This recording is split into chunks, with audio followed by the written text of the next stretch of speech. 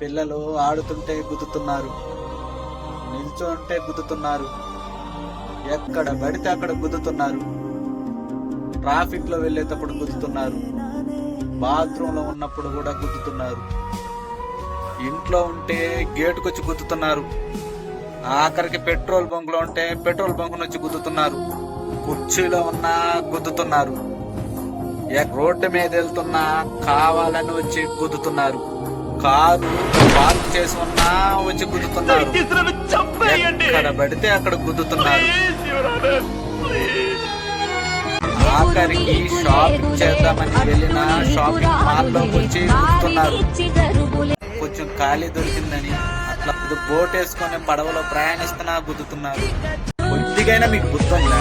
చూసుకోవెళ్ళా అక్క వస్తుందని తెలుసు కదా, మీరు అక్క వచ్చే దావలో రోడ్డు ఎవరేమన్నారు? సమయానికి వచ్చి పెద్ద గొడవ జరుగుతున్న ఆపే ఒక్క. థ్యాంక్ యూ సో మచ్ అక్క, మీలాంటి వాళ్ళు ఇంకా 10 మంది ఉంటే.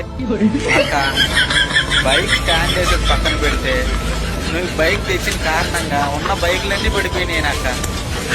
నీ వల్ల ఎన్ని బైక్ డ్యామేజ్ అయ్యాయి అక్క, స్టాండ్ కూడా వేయలేవా? మరి ఎంత దారుణం అయిపోయా.